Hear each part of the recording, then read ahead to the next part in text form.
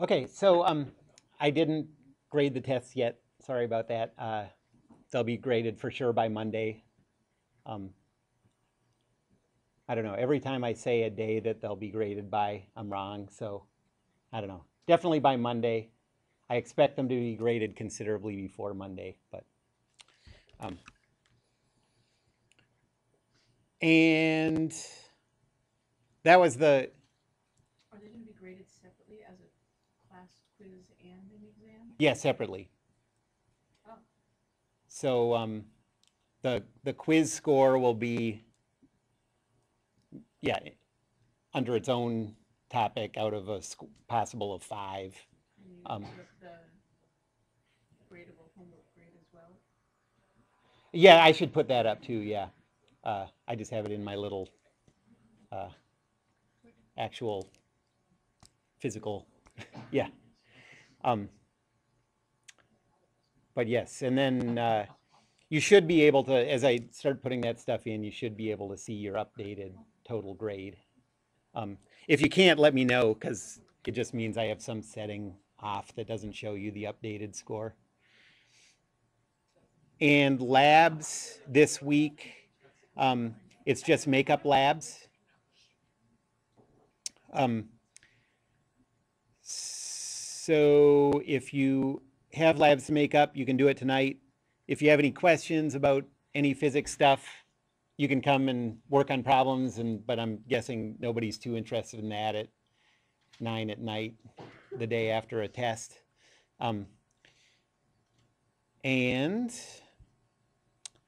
um, oh, I'm going to put up the next problem set sometime before Friday, so look for that. And uh, we're going to do that discussion in lab, not next week, but the week after. So you'll have like, a week and a couple days to work on that.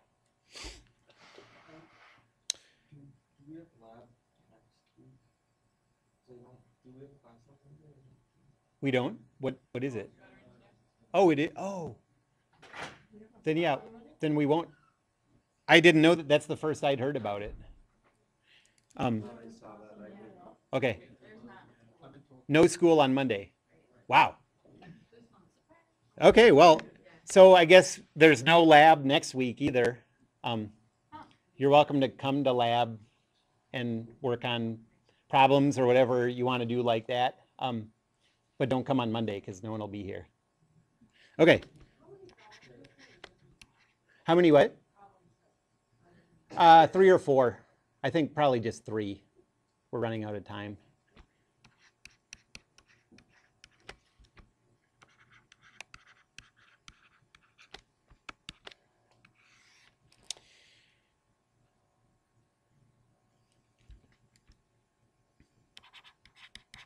Okay, so the next problem set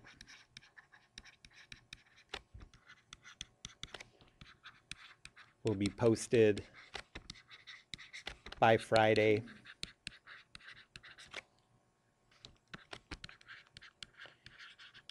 And we'll do discussions.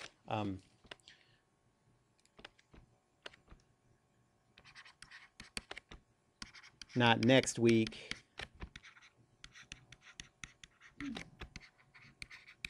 but the week after. Those dates will be posted on D2L.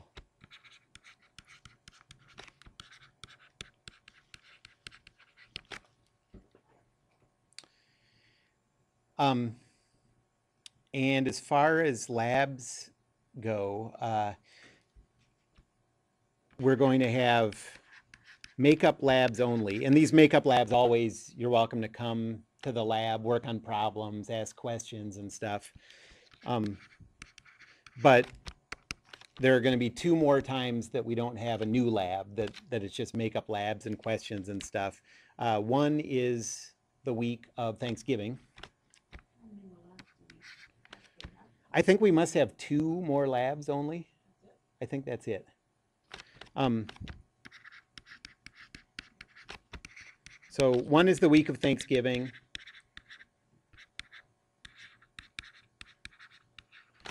And the second one is the last week of class.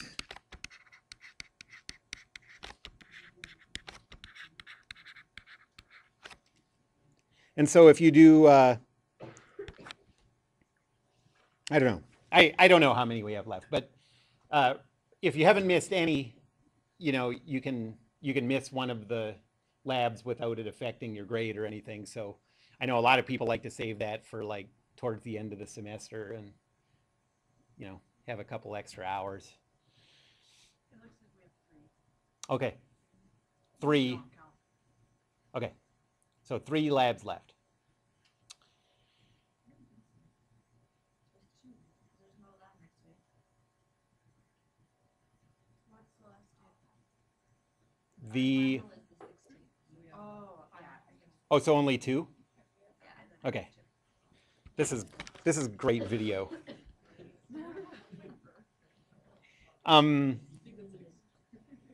And all right, I think that's everything, all the current events type stuff. Anybody have any questions about homework or labs or anything? Okay. So now we're moving on to the next topic. And the next topic is circular motion.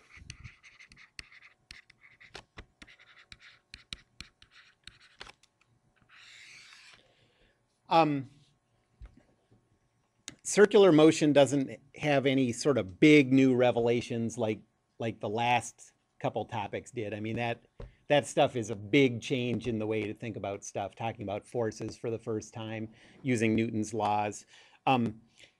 So circular motion is pretty much the same stuff as the free body diagrams, Newton's second law, Newton's third law, with one difference.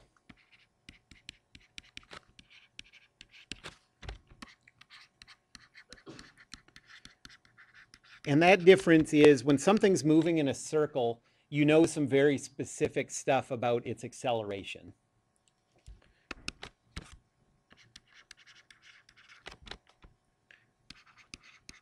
So you know more about an object's acceleration vector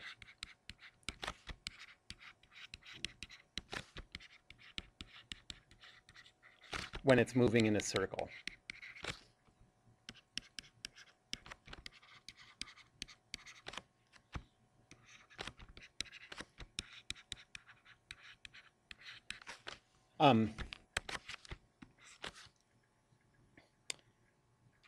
And so I know we've already done a discussion a little like this before, but I think this kind of thinking about acceleration kind of helps. So I want to just do a little discussion of what kinds of accelerations you can see in a two-dimensional motion.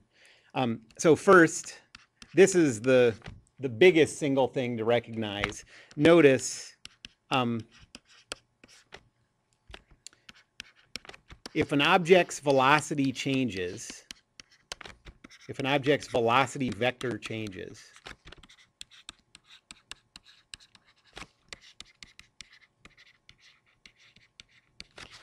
the acceleration vector is not equal to 0. Okay, so anytime the velocity vector is changing, there's acceleration. That change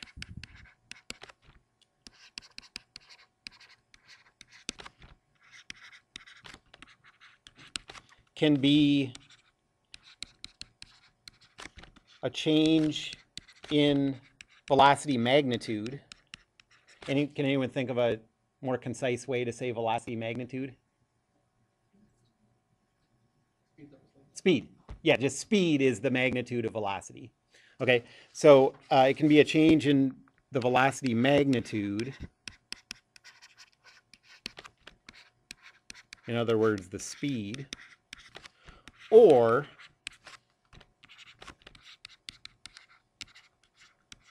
a change in the velocity direction. Or you can combine the two of them, and have a change in speed and a change in direction. But this is something that's a lot of times for people, just takes a lot of coming back to thinking about before you kind of internalize it, because you're so used to thinking of acceleration as, well, speeding up. And then it's not too hard to make the jump to thinking of acceleration as something slowing down too.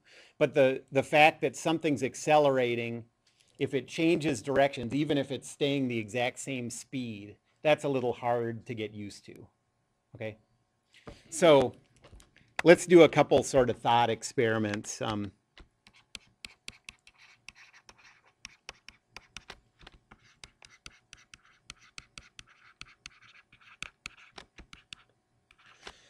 Okay, so let's say that, well, here's what we know. The acceleration vector is equal to the velocity vector at some later instant minus the velocity vector at some earlier instant divided by the elapsed time. We can think of that as a definition of acceleration.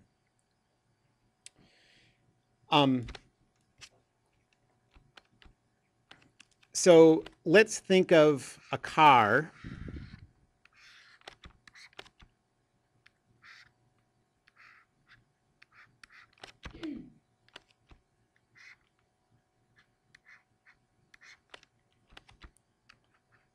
going this way.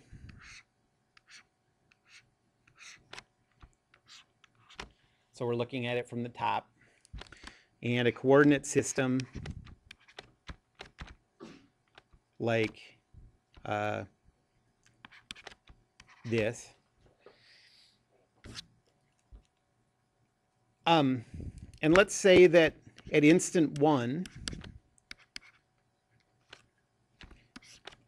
the car's velocity vector is 1 meter per second 0. Okay, so look at this picture and just make sure that that makes sense, that that's the velocity vector. It's going, these are the headlights, you know, it's going in the positive x direction. That means it's going super slow, but that makes sense, right, with the picture. And 1 second later, and we're going to go through all these different possible velocities and see what kind of acceleration we must have. Okay. Well, actually, I'm going to do it the opposite way. I'm going to prescribe the accelerations, and we're going to see what kind of velocities we have at the end. And we'll be able to see when we have a case where it's just speeding up, just slowing down, or when it's changing directions. Okay. So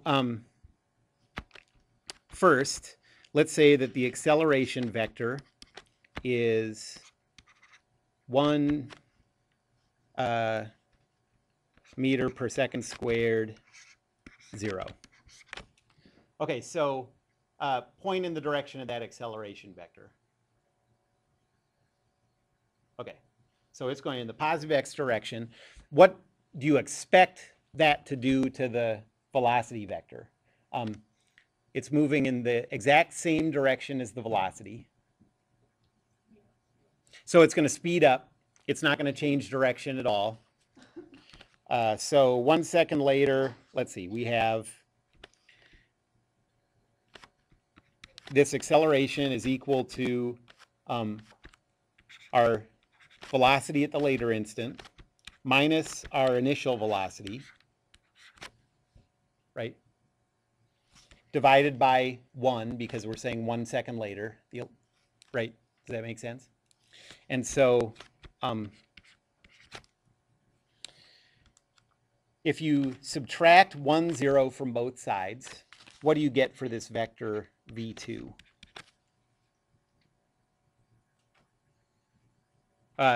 Don't subtract 1, 0. Add 1, 0, right?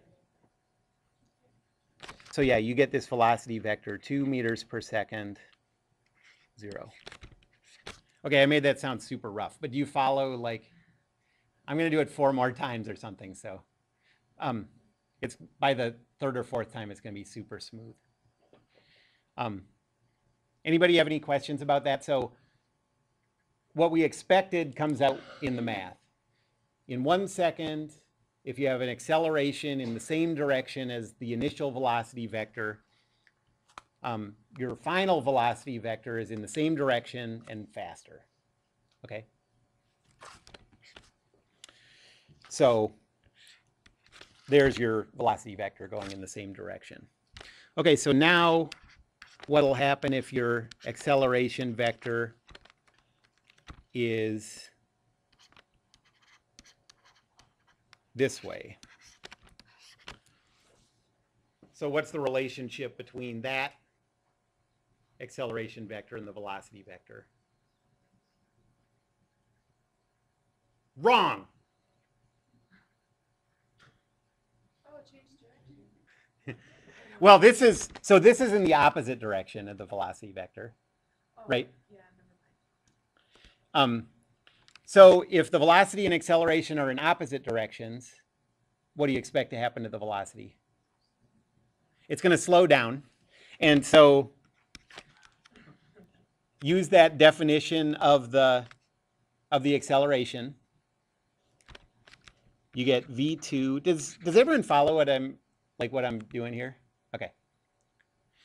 So v2 minus v1. So now subtract add 1 0 to both sides. And what do you get for v2? Yeah, so it's slowed all the way down to a stop, right? So v2 is 0.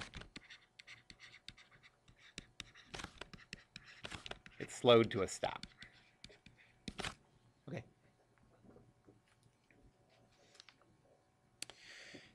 So those were the two where the acceleration was parallel to the initial velocity vector. What's so funny? Oh. So what happens if the acceleration vector is perpendicular to the initial velocity vector? What do you think is going to happen? Yeah, it's going to change direction. So this time I'm going to say the acceleration vector is 0, 1 meter per second squared. So point in the direction of this acceleration vector. Wow, that's a very low correlation between pointing directions in the class. It's so, and which direction, so this is going to make it turn, right? Which direction is it going to make it turn? It's going to make the car start to approach that, okay? It's going to turn in the direction of the acceleration. It won't end up in that direction, but it's going to be closer to that direction, okay? So v2 minus 1 0, so add 1 0 to both sides, and you get a final velocity vector that's equal to 1 1.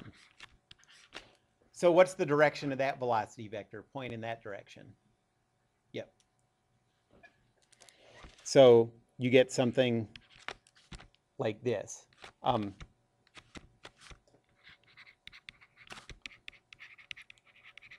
car turned toward the acceleration vector, right? Yep.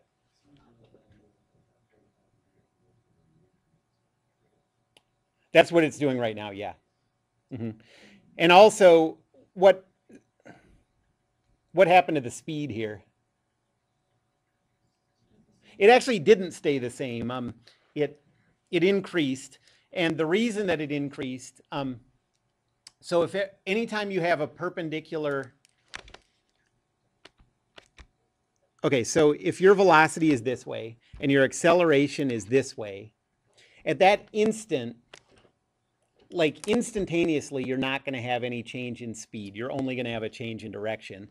But the reason that that didn't happen here is because the car started like this, then it started to turn a little bit and was kind of going like this. At that point, the acceleration and velocity aren't totally perpendicular anymore. And so we did get an increase in speed here. Because of all these, because 1 second is a long time, you know, like 1 second isn't like a single instantaneous thing.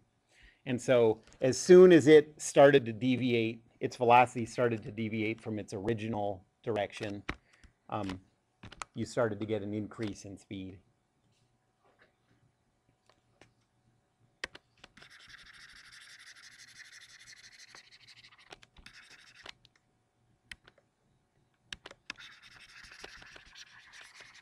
Okay, and then the last one, so say the acceleration vector is 0,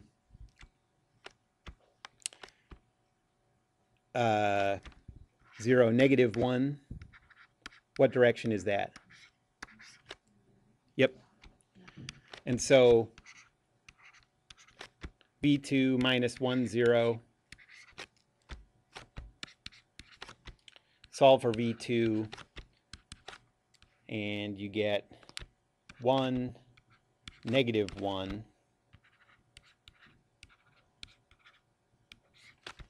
So what direction is that?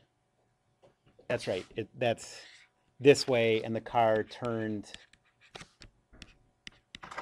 toward that acceleration vector.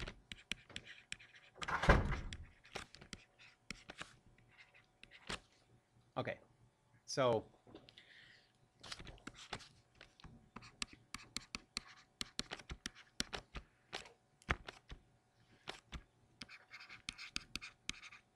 that's sort of, those are designed to kind of help you have an intuitive idea of the relationship between the velocity and acceleration that sort of looks like it's divided by velocity and acceleration vector direction and speeding up and slowing down versus direction change.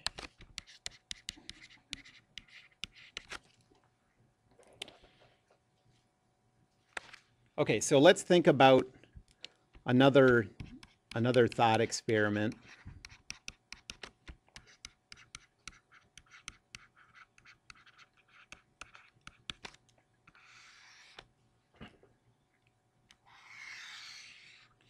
Say we have a ball rolling along a circular path, okay? At every instant, the velocity of this ball is tangent to the path. Okay, so say that it starts up here, rolls down, and then starts to roll up. Yeah, before. Do you feel like you remember it perfectly, though? Okay. So,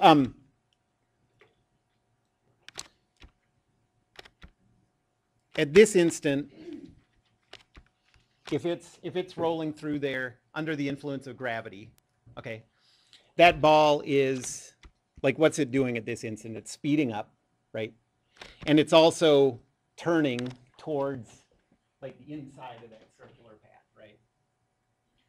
And so you can break up that acceleration vector, if this is the velocity vector. You can break up that acceleration vector into two parts.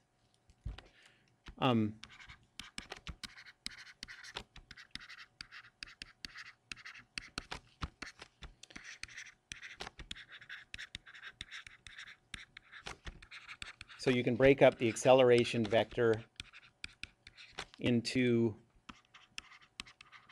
a part that's parallel to the velocity vector.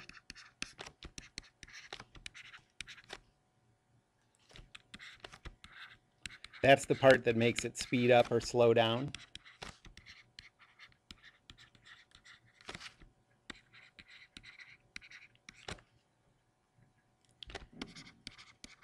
And a part perpendicular to the velocity vector. That's the part that makes it change direction.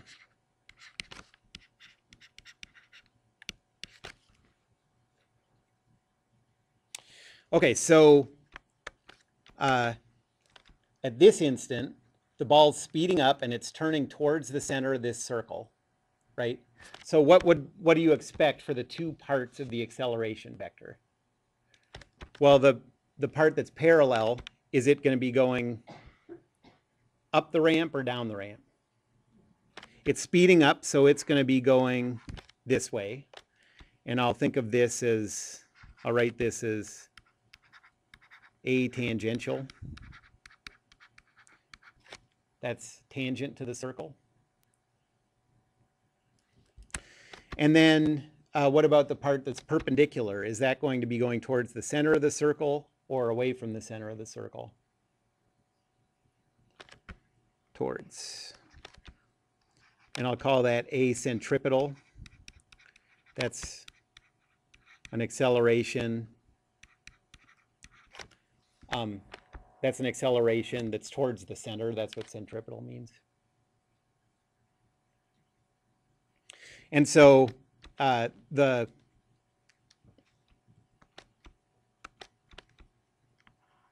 resultant vector would be something like this.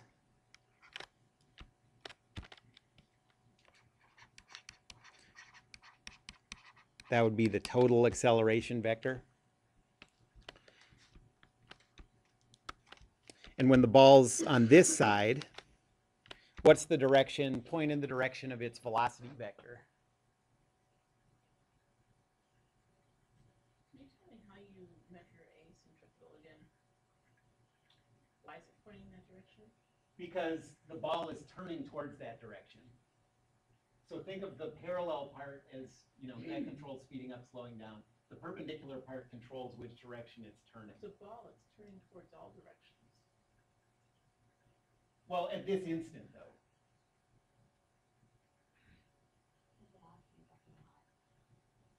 I think she's thinking like the ball is. Oh, okay. Well, think of it as, okay, I see. Think of it as sliding instead of rolling, because we're not worried about the orientation of the ball changing. We're just talking about, like, is it continuing in a straight line, or is it turning one way or the other? If it was, you know, if it was just on a ramp, a straight ramp, it would just keep going in this direction, right? So will the centripetal line consistently be perpendicular to the tangential line? Yes. Okay, that's all I need to know. Okay. And then you can add those two up, and it can start to look a little messy if you look at the total acceleration vector. But it sort of makes sense what's happening if you break it up into a part that's making it turn and a part that's making it speed up or slow down. Okay. And so over here, what's the direction of the velocity vector here? The velocity vector is the direction of the path. So, well, I'm considering that its motion is continuing up there and it's just slowing down. So its velocity vector is going to go that way. Okay. Yeah, sorry, I didn't make that clear. But it's slowing down, right? So what's the direction of the tangential acceleration? So the velocity is this way. If it's slowing down, the tangential acceleration has to be opposite that. So you get a tangential acceleration like this.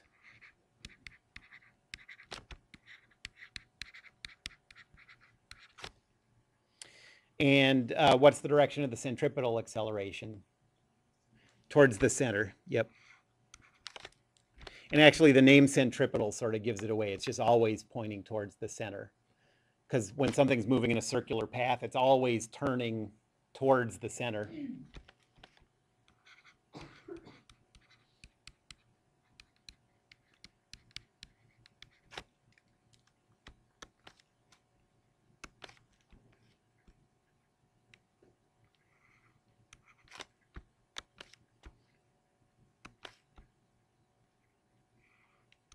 So there's the resultant vector. And again, the resultant vector doesn't tell you a ton about what's happening until you break it up into the parallel part and the perpendicular part.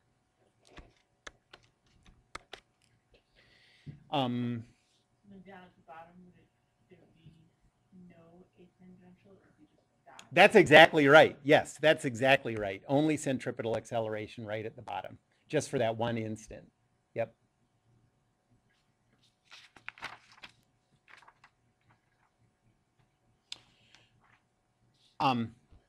Okay. Any other questions about that? I think, independent of how shaky the way I just described it seemed, understanding these two thought experiments can go a long way towards clarifying the stuff that we're going into. So you might want to like look back at that.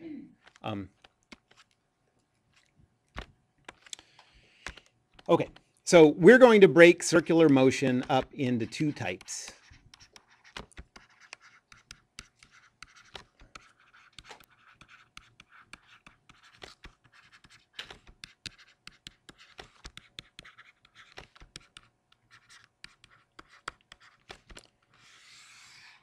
The first one is called uniform circular motion.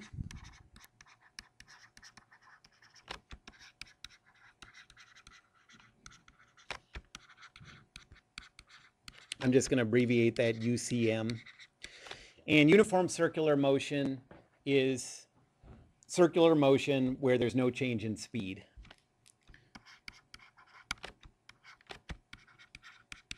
Circular motion with constant speed.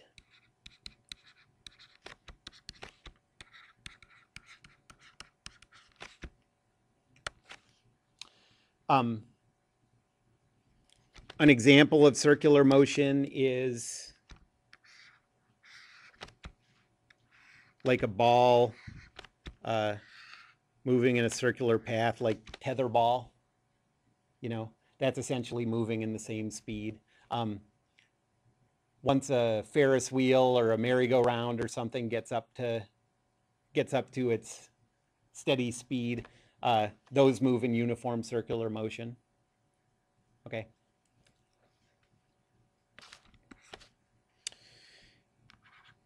And the second type is non-uniform circular motion.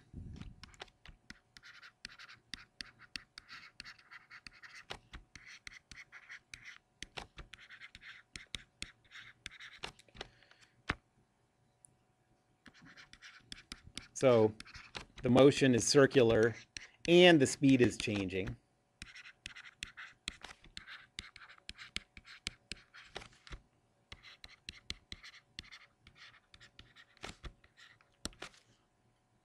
An example of non-uniform circular motion is like why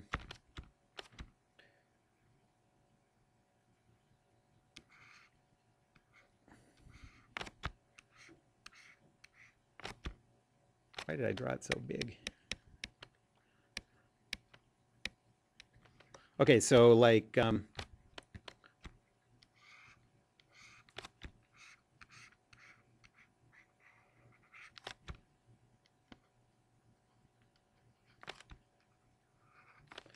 a gymnast doing giant swings, you know?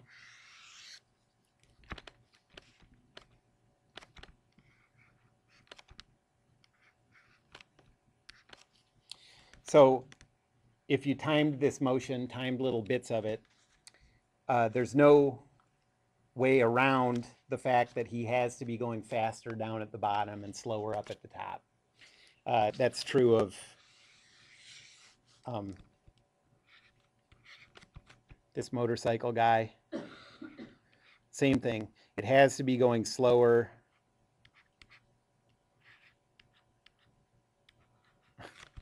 Cool motorcycle. Has to be going slower at the top than at the bottom.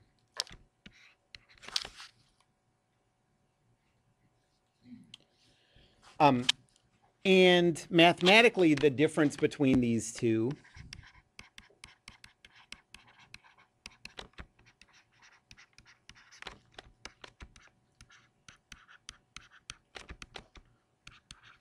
is the tangential acceleration.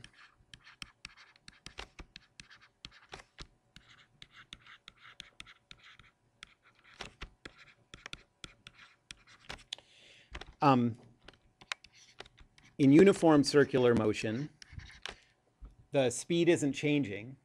So what's the tangential acceleration going to be? It's going to be 0. That's the one that determines whether something speeds up or slows down. The speed's constant.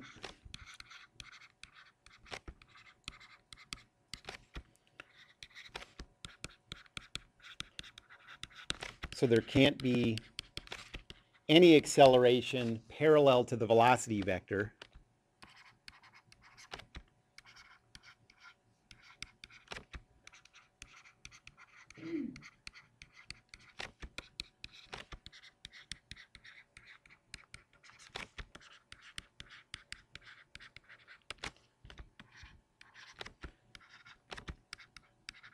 So the tangential acceleration vector is 0.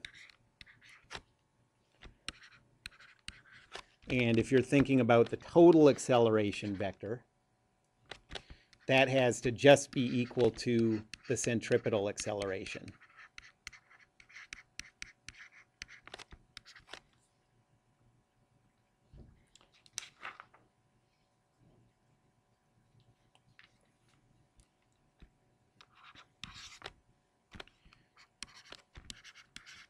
In non-uniform circular motion, the speed does change.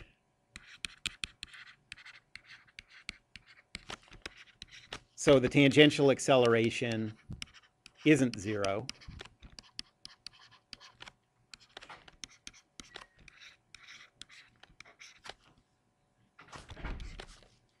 And so the total acceleration of the object is equal to the centripetal acceleration plus the tangential acceleration.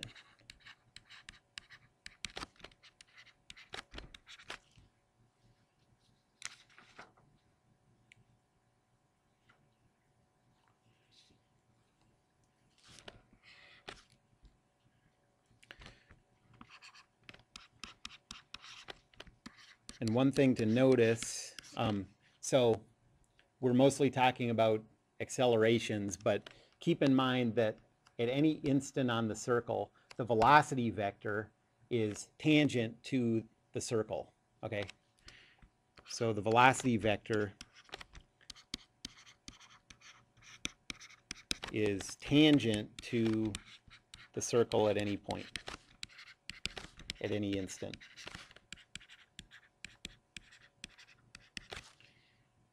So if an object's moving in a circular path like this,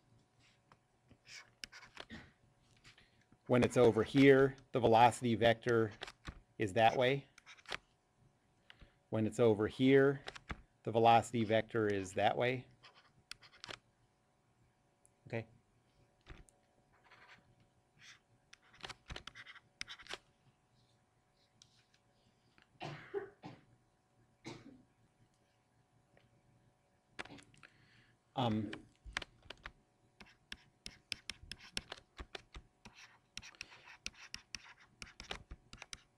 And the great thing about the centripetal acceleration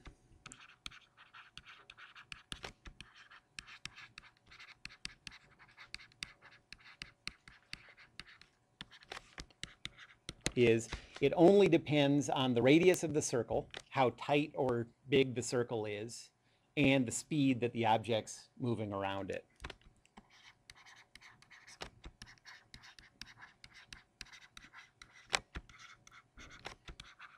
So it depends on the radius of the circle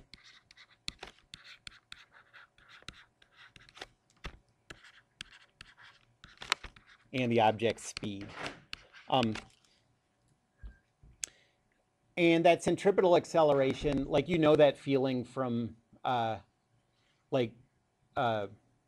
roller coasters and any kind of circular ride, that feeling of that feeling you get in your stomach on rides, that's the centripetal acceleration that you're feeling.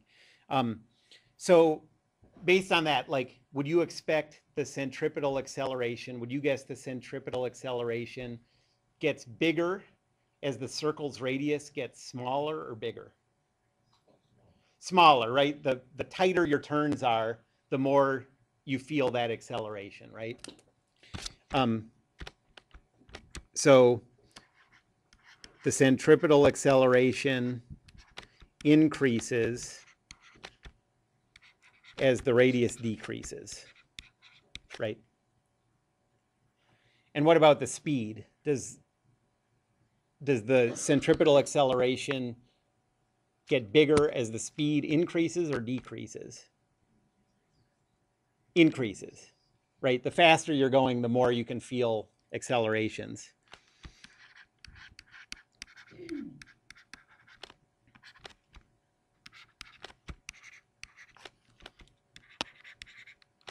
Whoops, as speed increases.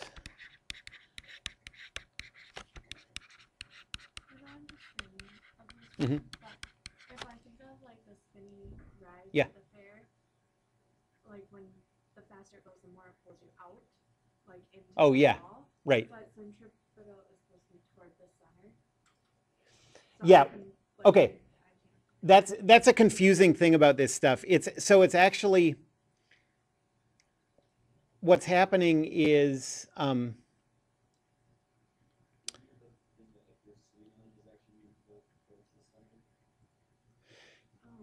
yeah, so it's like if no force is acting on you, you're gonna just keep going in a straight line.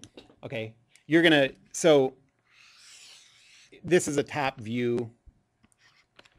You're here, pressed against the wall. If this wall disappeared at this instant, you just go flying off the circle in that direction. Because that wall is there, it keeps applying this big force. So because that wall is there, you keep an acceleration, if it's uniform, towards the center, right? And so force equals mass times acceleration says there needs to be a big force pushing on your back to keep you accelerating towards the center. So the force is on that wall. Like it's So, not on you. so the wall is pushing on your back. Essentially, the fact that you feel like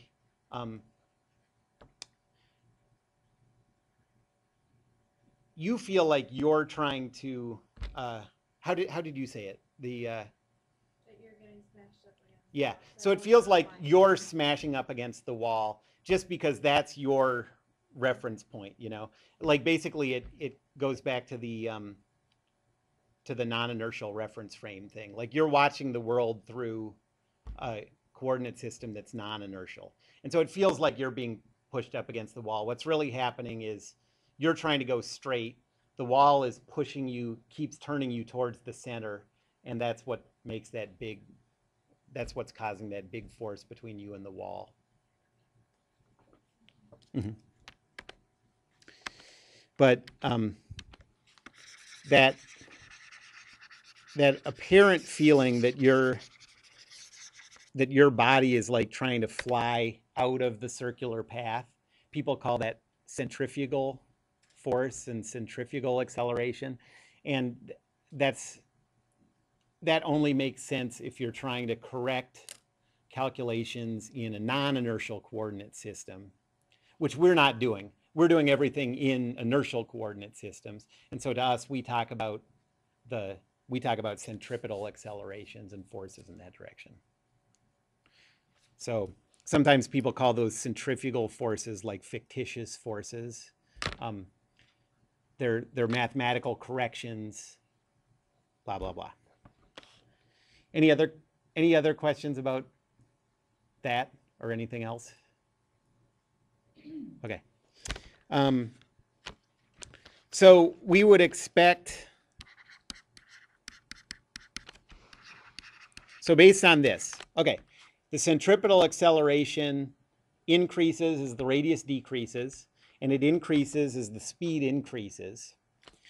So we might guess that the magnitude of the centripetal acceleration was equal to the speed divided by the radius.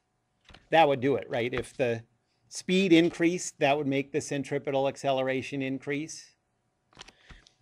And if the radius decreased, because it's in the denominator, that would also make the centripetal acceleration increase, okay?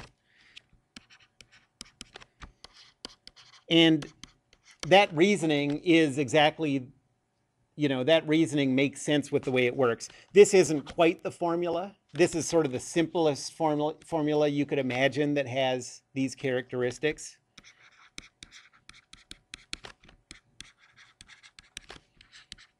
In fact, the centripetal acceleration is equal to the speed squared over the radius.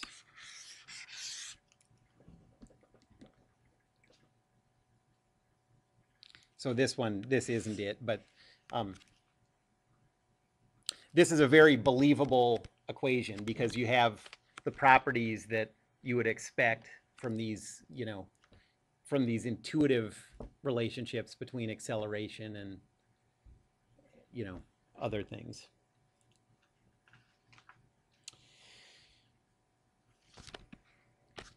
Okay, so if you know the speed and you know the radius of the circle, you can calculate the centripetal acceleration.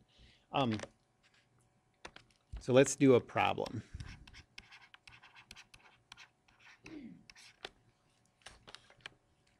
So let's say you have an airplane.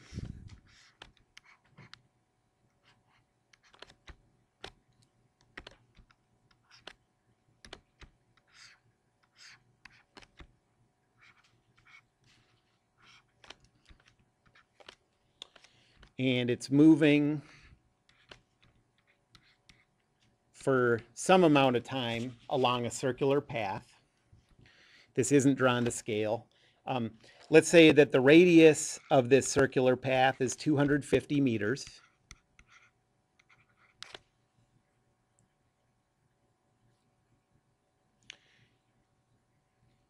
And let's say that the speed is 120 meters per second. So, you know, 250 miles per hour or something.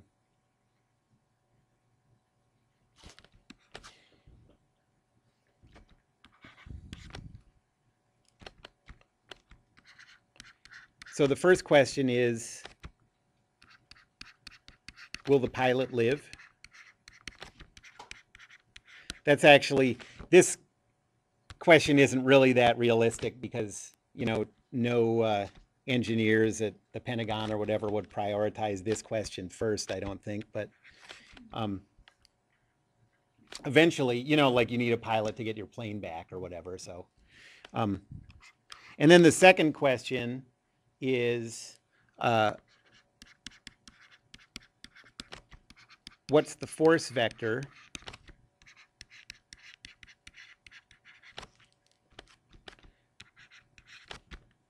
a 70 kilogram pilot applies to the seat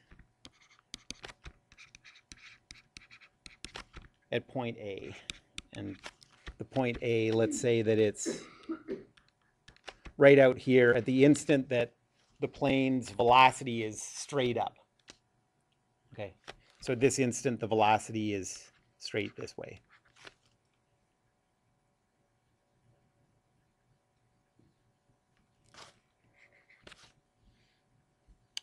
Okay, so we're going to do this with uniform circular motion. The speed is constant.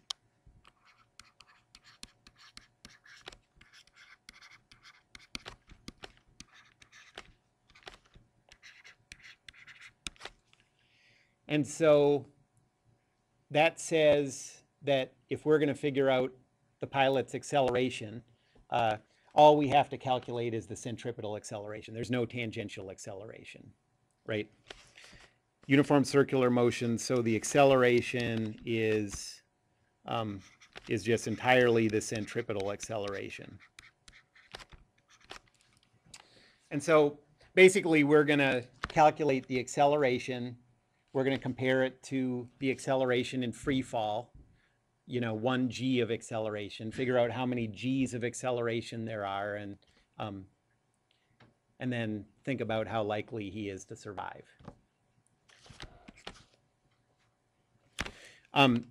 So the magnitude of the centripetal acceleration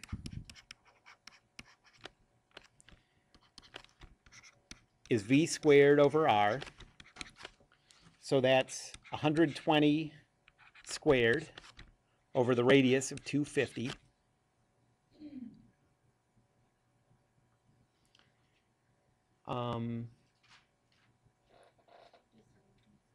Thanks. So 57.6 meters per second squared. So how many G's is that? Well, 1 G is 9.81. So this is, 6 G's.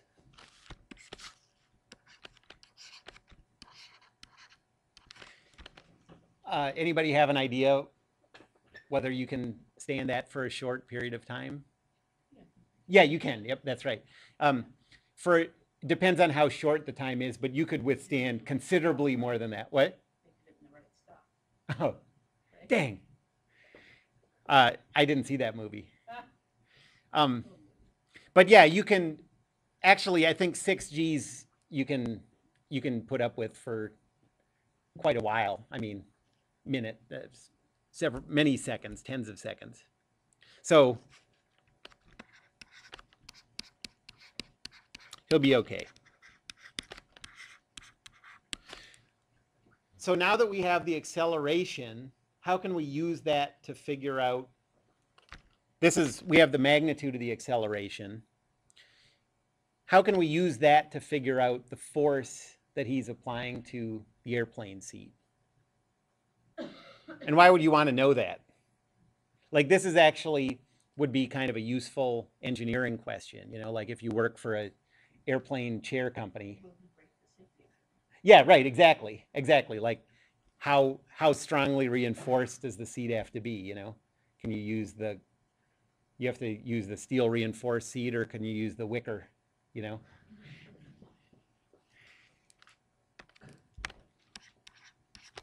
Okay, so we're talking about this circular path.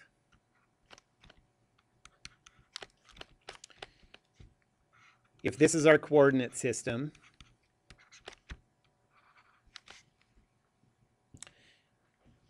we have the magnitude of the acceleration. What's the acceleration vector? What's the direction of the centripetal acceleration? The velocity is up at this instant, but the centripetal acceleration is towards the center. So it's going to be this way. And it has a magnitude of 57.6. So then that's just like one of those vector calculations to figure out the acceleration vector. It's just going to be, well, it's in the negative x direction. So it's going to be negative 57.60.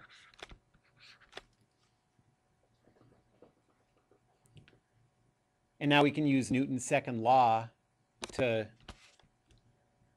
we know everything in the plane is accelerating with this acceleration. We can isolate something in the plane and use Newton's second law. So what are we going to isolate? And how do you know?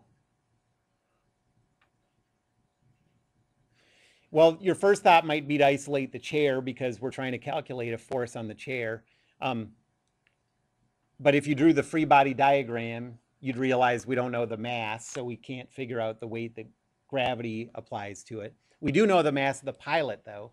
So let's isolate the pilot.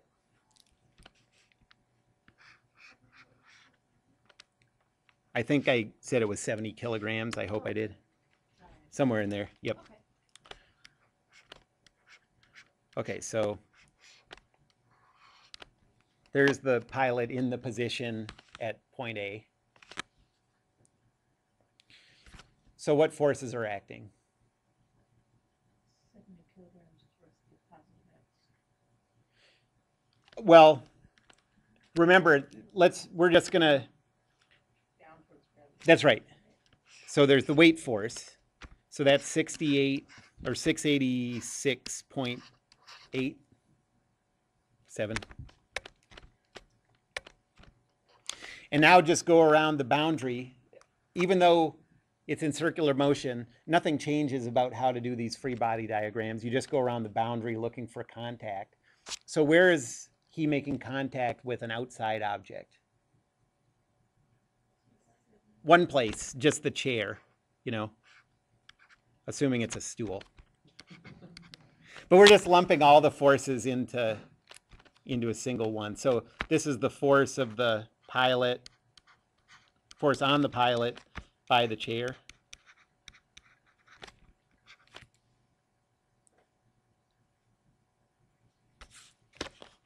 There's not contact anywhere else. We're just going to lump all the forces of, we're going to call all the contraption, the chair, you know. But yeah, if you were specifically trying to find the force on this part of the chair, the seatbelt, then you'd have to break it up into pieces, yeah. So based on this, Newton's second law says, this is in the negative y, so we have 0, negative 686.7, plus F, P, C, break that up into x and y components.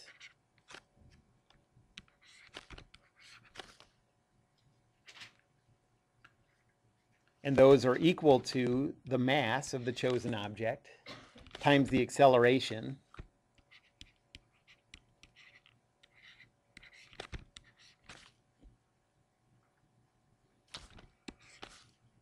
So we have two equations. The first one says FPCX is equal to negative 4,032.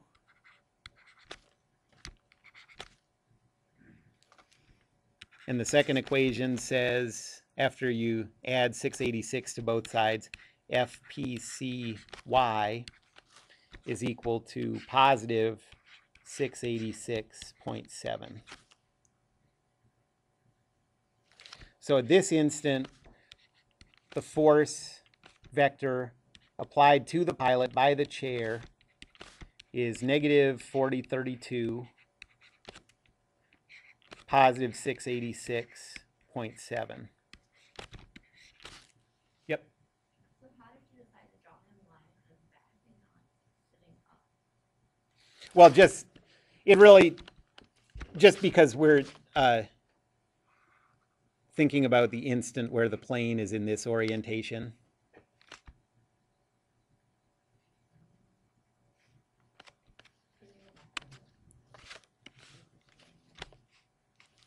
We're looking at this point. It's supposed to be, When the plane is flying this way in a circle as opposed to.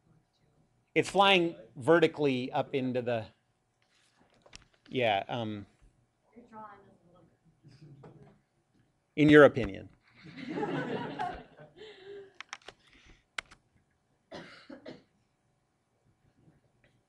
Okay, so the force on the person by the chair is this. So what's the force on the chair by the person? That's what we were trying to find.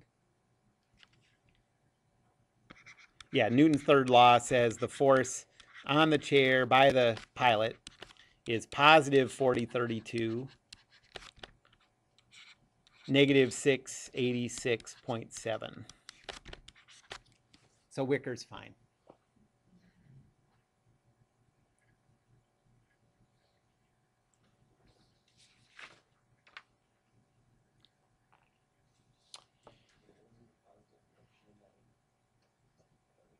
The positive, I'm using this coordinate system.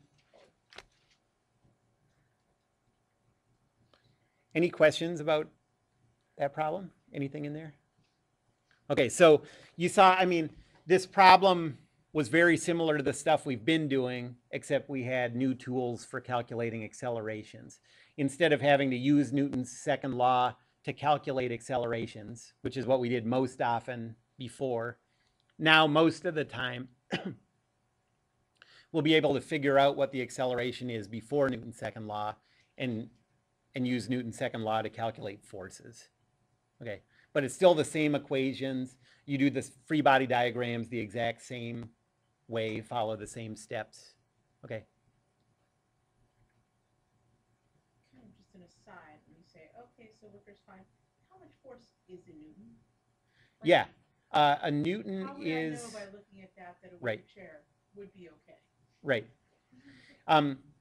Well, a Newton is, I believe, a pound is 4 newtons. Am I getting that backwards? Like, if you were to get up and push something, how many newtons would that be? Right. I believe, so a pound. Okay, so if you weigh, yeah, right. Well, I'm not on the internet. That's, yeah, let's look it up. That's a good thought. That's important. LBF, Uh-huh. 4.448 Okay. inches. Yes. Okay, so a quarter of a pound is a Newton. So that means if I push a pound of something, I need a Newton of force. If you push a pound, that's 4 newtons of force. So if you push 100 pounds, that's 400 newtons. Okay. So that's 1,000 pounds in the X direction, and yeah, it's thick. The U.S. government uses only the best wicker contractors.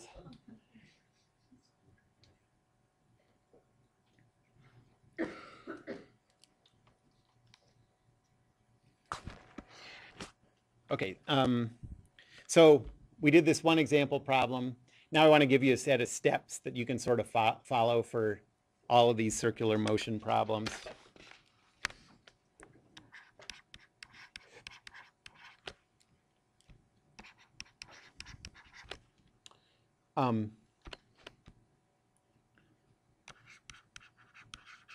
So steps for circular motion problems. And you can use these steps for uniform circular motion and non-uniform.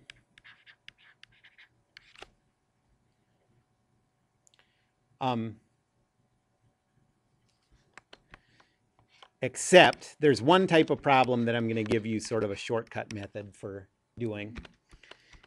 And that is a mass swinging in a horizontal circle by a cable.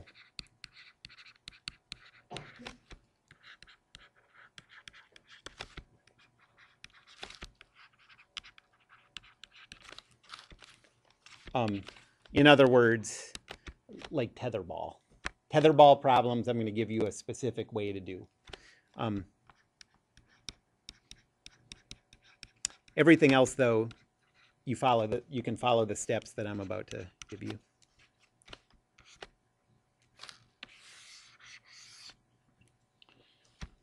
Okay, so first, choose a view of the problem.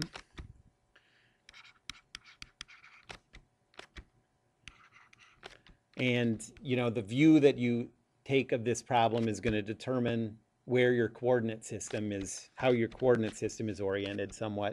Let me reword this. Choose a view so that the circle appears as a circle. I don't know. That's not so great either.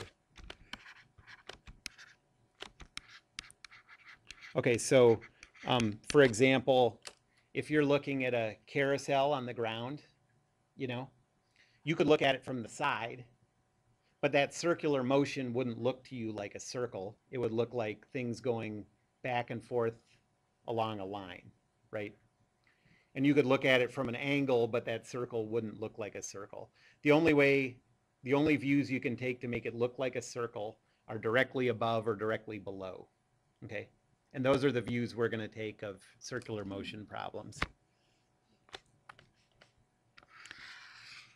And then if this is the circular path, the coordinate system is going to be in that plane.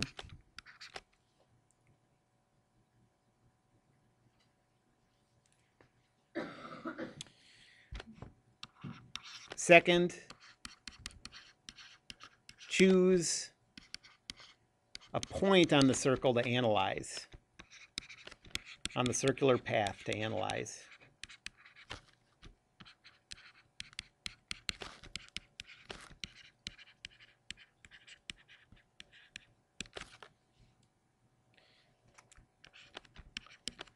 In other words, you're choosing a single instant. Sometimes that'll be given for you, like in the example I just did. I specified what point we were going to do this calculation for. But sometimes you just have to choose that. It's an arbitrary choice, but you need to choose it in order to define your vectors.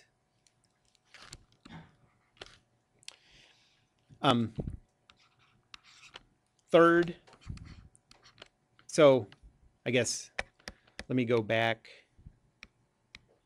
here, and so there's the circle, there's the coordinate system. Let's say I'm going to choose this point to analyze. This would actually be a pretty complicated point. Like I would, yeah, let me do it here. So you're always going to choose one of these 4 quadrant points. It'd just be sort of masochistic to choose any other point. It's possible that you could have, you know, problems where you had to do something besides these 4. But if you ever have to choose, you just want to choose one of these 4 points. So I chose this one. Okay. Third,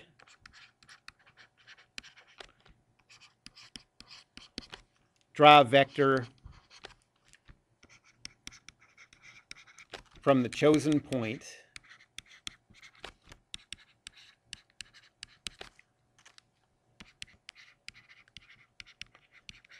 toward the center.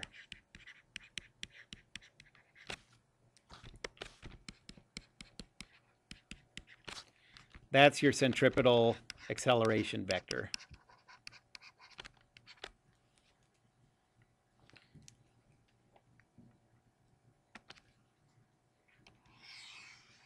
So if that's the circular path, here's the point that we're looking at. The centripetal acceleration vector is this way. And if we're trying to figure out the components of this vector,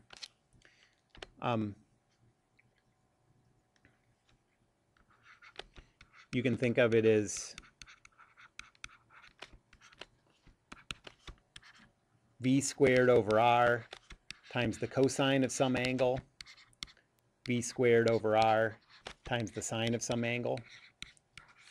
If you choose one of those 4 simple quadrant points, you can just eyeball it. Like what's the, so think of the coordinate system at the tail. If this acceleration vector has a magnitude of v squared over r, what are the components of the centripetal acceleration?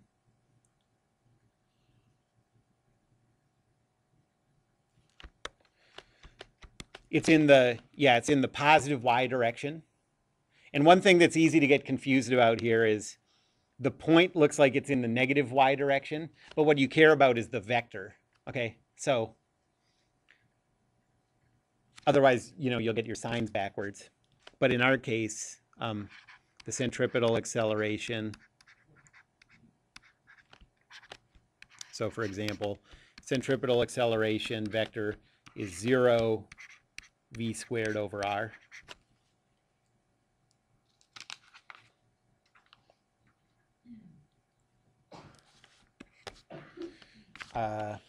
Okay, so step 4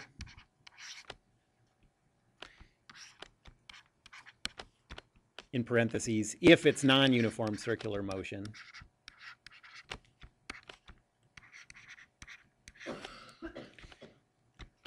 Calculate the acceleration vector as the centripetal plus the tangential acceleration.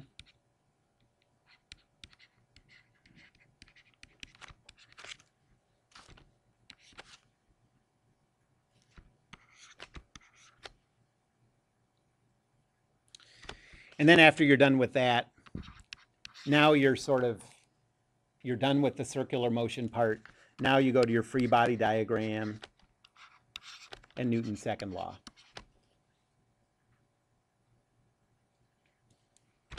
And these you do just like before.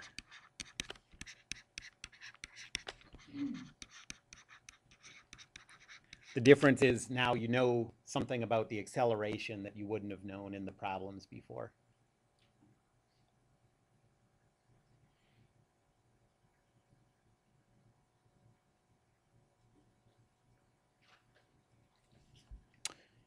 And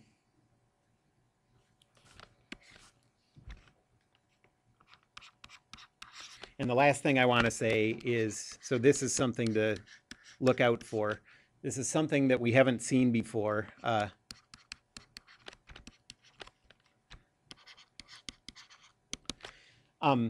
Sometimes, so all of this stuff, everything's happening in 3D, right? We're choosing our 2D coordinate system to be in the plane of the circular motion. But that doesn't mean that there aren't other forces, you know? Like, for example, if you have something moving in a horizontal circle, right? Our coordinate system is going to be in that horizontal plane, but gravity is still acting this way, you know? And what do you think the components of the weight force are in a coordinate system like this, you know? There's no way to express it. I mean, it's just, we don't have enough dimensions. So there are going to be problems that we deal with where gravity doesn't appear in our calculation, and sometimes normal forces and friction forces, they won't appear in our calculation because there's no way to represent them in the coordinate system we're using. Okay. So sometimes weight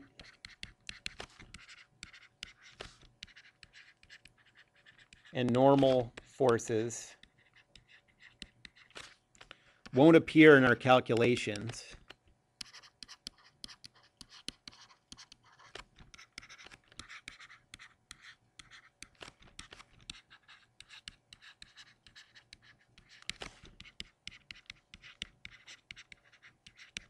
because they're out of the plane of the coordinate system.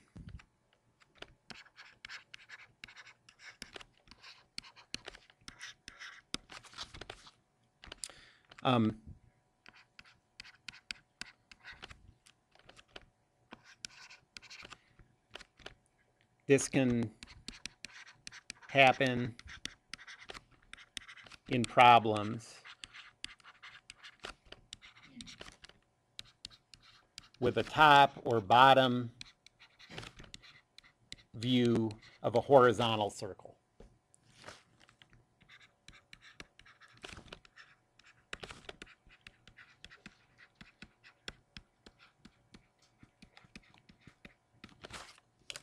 Okay, so if you're doing problems where the circular path is parallel to the ground, the weight force, even though of course it's still there, and the normal force if it's resting on a, like rolling around a table or something, those both disappear from your calculations because they're perpendicular to both the x and y axes. They're just totally out of the plane. Okay. Any questions about any of this? Okay.